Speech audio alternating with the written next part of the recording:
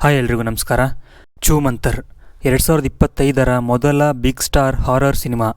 ಶರಣ್ ಚಿಕ್ಕಣ್ಣ, ಅದಿತಿ ಪ್ರಭುದೇವ, ಮೇಘನಾ ಗಾವ್ಕರ್, ಧರ್ಮ, ಗುರುಕಿರಣ್, ರವಿವರ್ಮ, ಪ್ರಭು ಮುಕುಂದರ್ ಆ್ಯಕ್ಟ್ ಮಾಡಿರೋ ಸಿನಿಮಾಗೆ ಕರ್ವಾ ಖ್ಯಾತಿಯ ನವನೀತ್ ಅವರು ನಿರ್ದೇಶನ ಮಾಡಿದ್ದಾರೆ. ಹಾಗೂ ಈ ಸಿನಿಮಾವನ್ನು ಈ ಹಿಂದೆ ವಿಕ್ಟರಿ 2 ಹಾಗೂ ಮಾಸ್ ಲೀಡರ್ ಸಿನಿಮಾಗಳನ್ನು ಪ್ರೊಡ್ಯೂಸ್ ಮಾಡಿದ್ದ ತರುಣ್ ಶಿವಪ್ಪ ಅವರು ಪ್ರೊಡ್ಯೂಸ್ ಮಾಡಿದ್ದಾರೆ. ಹಾಗೂ ಸಿನಿಮಾಗೆ ಚಂದನ್ ಶೆಟ್ಟಿ ಅವರ ಸಂಗೀತ ಇದೆ. ಇನ್ನು ಸಿನಿಮಾ ಬಗ್ಗೆ ಮಾತಾಡೋಕ್ಕೂ ಮುಂಚೆ ನೀವೇನಾದರೂ ಮೊದಲನೇ ಸಲ ನಮ್ಮ ಚಾನಲ್ನ ನೋಡ್ತಾ ಇದ್ದರೆ ದಯವಿಟ್ಟು ಚಾನಲ್ನ ಸಬ್ಸ್ಕ್ರೈಬ್ ಮಾಡ್ಕೊಳ್ಳಿ ಹಾಗೂ ಪಕ್ಕದಲ್ಲೇ ಇರೋ ಬೆಲ್ಲೈಕನ್ನ ಒತ್ತಿ. ಸಿನಿಮಾದ ಸೆಂಟರ್ ಆಫ್ ಅಟ್ರಾಕ್ಷನ್ ಅಂದರೆ ಉತ್ತರಾಖಂಡದಲ್ಲಿ ಇರೋ ಒಂದು ಬಂಗ್ಲೆ. ಅದರ ಹೆಸರು ಮಾರ್ಗನ್ ಹೌಸ್. ಚೂಮಂತರ್ ಆ್ಯಂಡ್ ಕೋ ಅನ್ನೋದು ಬೆಂಗಳೂರಲ್ಲಿ ಇರೋ ಒಂದು ದೆವ್ವದ ಸಮಸ್ಯೆ ಸರಿಪಡಿಸೋ ಅಥವಾ ಪ್ಯಾರಾನಾರ್ಮಲ್ ಆ್ಯಕ್ಟಿವಿಟಿಗಳನ್ನು ಭೇದಿಸೋ ತಂಡದ ಹೆಸರು. ಆ ತಂಡದ ಚೀಫ್ ಶರಣ್ ಹಾಗೂ ಸಂಗಡಿಗರು ಅದಿತಿ ಪ್ರಭುದೇವ ಹಾಗೂ ಚಿಕ್ಕಣ್ಣ. ಯಾವುದೋ ಪುಸ್ತಕದಲ್ಲಿ ಸಿಕ್ಕ ಮಾಹಿತಿಯ ಪ್ರಕಾರ ಆ ಮಾರ್ಗನ್ ಹೌಸ್ನಲ್ಲಿ ನಿಧಿ ಇದೆ ಅಂತ ಚೂಮಂತರ್ ಆ್ಯಂಡ್ ಕೋ ಅಲ್ಲಿ ಹೋಗುತ್ತೆ.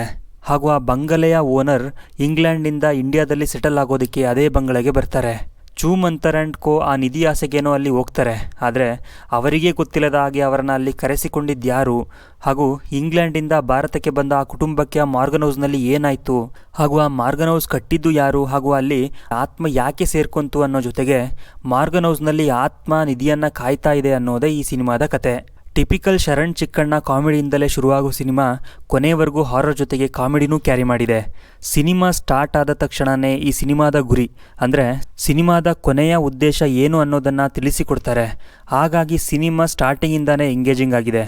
ಸಿನಿಮಾದ ಮೊದಲಾರ್ಧದಲ್ಲಿ ಕ್ಯಾರೆಕ್ಟರ್ ಹಾಗೂ ಕಥೆಯ ಪರಿಚಯ ಮಾಡಿಕೊಟ್ಟು ಮೊದಲಾರ್ಧದ ಎರಡನೇ ಅರ್ಧದಿಂದಲೇ ಹಾರರ್ ಆ್ಯಕ್ಷನ್ ಶುರು ಮಾಡ್ತಾರೆ. ಆ ಸೀನ್ಗಳು ಖಂಡಿತ ನಿಮ್ಮನ್ನು ಭಯ ಬೀಳಿಸುತ್ತೆ. ನಾವೇನೋ ಬೇರೆ ಎಕ್ಸ್ಪೆಕ್ಟ್ ಮಾಡ್ತಿದ್ವಿ, ಇದೇನು ಹಿಂಗೆ ಟ್ವಿಸ್ಟ್ ಕೊಟ್ಬಿಟ್ರು ಅನ್ನೋ ಥರ ಫೀಲ್ ಮಾಡಿಸಿ ಇಂಟರ್ವೆಲ್ ಕೊಡ್ತಾರೆ. ಹಾಗಾಗಿ ಇಂಟರ್ವೆಲ್ನಲ್ಲಿ ಒಂದು ಒಳ್ಳೆಯ ಟ್ವಿಸ್ಟ್ ಇರೋದಂತೂ ಸುಳ್ಳಲ್ಲ. ಇಂಟರ್ವೆಲ್ ಆದಮೇಲೂ ಕಾಮಿಡಿಯಿಂದಲೇ ಸಿನಿಮಾ ಮುಂದೆ ಹೋಗುತ್ತೆ. ಸೆಕೆಂಡ್ ಹಾಫ್ನ ಫಸ್ಟ್ ಹಾಫ್ನಲ್ಲಿ ಸ್ವಲ್ಪ ಬೋರ್ ಅನಿಸುತ್ತೆ. ಇವಾಗ ಈ ಕ್ಯಾರೆಕ್ಟರ್ಗಳು ಬೇಕಿತ್ತಾ, ಈ ಸೀನ್ಗಳು ಬೇಕಿತ್ತಾ ಅಂತ ಅನಿಸುತ್ತೆ. ಆದರೆ ಕೊನೆಯಲ್ಲಿ ಅದಕ್ಕೆಲ್ಲ ಒಂದು ಕನ್ಕ್ಲೂಷನ್ ಕೊಡ್ತಾರೆ. ಹಾಗೂ ಆ ಮಾರ್ಗನ್ ಹೌಸ್ನ ಇತಿಹಾಸ ಬ್ರಿಟಿಷ್ ಕಾಲಕ್ಕೆ ಹೋಗುತ್ತೆ. ಅಲ್ಲೂ ಸ್ವಲ್ಪ ಇಂಟರೆಸ್ಟಿಂಗ್ ಕಥೆ ಇದೆ. ಸಿನಿಮಾದ ಕೊನೆಯಲ್ಲಿ ಒಂದು ಅನ್ಎಕ್ಸ್ಪೆಕ್ಟೆಡ್ ಗೆಸ್ಟ್ ಅಪಿಯರೆನ್ಸ್ ಇದೆ. ಇದನ್ನು ನೀವು ಇಷ್ಟಪಡ್ಬೋದು. ಸಿನಿಮಾದ ಮೇಕಿಂಗ್ ಚೆನ್ನಾಗಿದೆ.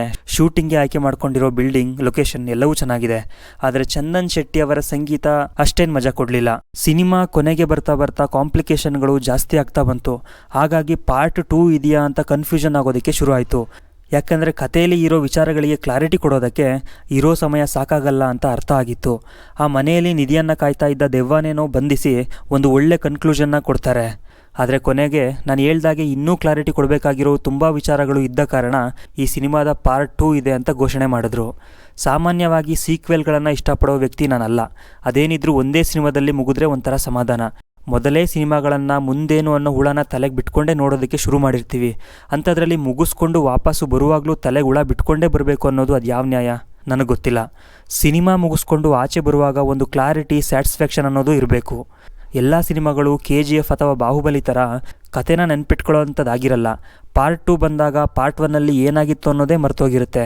ಪಾರ್ಟ್ 2 ರಿಲೀಸ್ ಆದಾಗ ಪಾರ್ಟ್ 1 ನೋಡೋಕ್ಕೆ ಟೈಮ್ ಸಿಗದೆ ಪಾರ್ಟ್ 2 ನೋಡೋಕ್ಕೆ ಇಂಟ್ರೆಸ್ಟೇ ಹೋಗ್ಬಿಟ್ಟಿರುತ್ತೆ. ಶರಣ್ ಅವರ ಈ ಹಿಂದಿನ ಸಿನಿಮಾ ಅವತಾರ ಪುರುಷ ಕೂಡ ಇದೇ ಥರ ಮಾಡಿದರು. ಆದರೆ ಅವತಾರ ಪುರುಷ 2 ಅಷ್ಟೇನು ಹೆಸರು ಮಾಡಲಿಲ್ಲ. ಆದರೆ ಈ ಸಿನಿಮಾದಲ್ಲಿ ಪಾರ್ಟ್ 2 ಮಾಡೋ ಕಂಟೆಂಟ್ ಇದೆ ಅಂತ ಅನ್ನಿಸ್ತು. ಹಾಗಾಗಿ ಪಾರ್ಟ್ 2ಗೆ ಕಾಯ್ಬೋದು ಅಂತ ಅನ್ನಿಸ್ತು. ಜನ ಪಾರ್ಟ್ 1ನ ಮರೆಯೋಷ್ಟರಲ್ಲಿ ಪಾರ್ಟ್ 2 ಬರಬೇಕು, ಇಲ್ಲಾಂದರೆ ಜನ ಪಾರ್ಟ್ 1ನ ಮರ್ತೋಗ್ತಾರೆ ಅನ್ನೋದು ನನ್ನ ಅಭಿಪ್ರಾಯ. ಸೊ ಫೈನಲಿ ಇದೊಂದು ಒಳ್ಳೆಯ ಸಿನಿಮಾ, ಡಿಫ್ರೆಂಟಾಗಿ ಮಾಡಿದ್ದಾರೆ, ಹಾರರ್ ಸಿನಿಮಾ ಮಾಡಿದ್ದಾರೆ.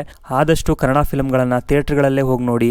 ಬೇರೆ ಭಾಷೆಯ ಕ್ರಿಂಜ್ ಫಿಲ್ಮ್ಗಳೇ ಅಷ್ಟೊಂದು ಥಿಯೇಟರ್ಗಳು ತೊಗೊಂಡು ಹೌಸ್ಫುಲ್ ಆಗುವಾಗ ಕನ್ನಡ ಫಿಲ್ಮ್ಗಳಿಗೆ ಥಿಯೇಟ್ರ್ ಸಿಗ್ತಾ ಇಲ್ಲ, ಹೌಸ್ಫುಲ್ ಆಗ್ತಾ ಇಲ್ಲ ಅನ್ನೋದೇ ಒಂದು ಬೇಜಾರು.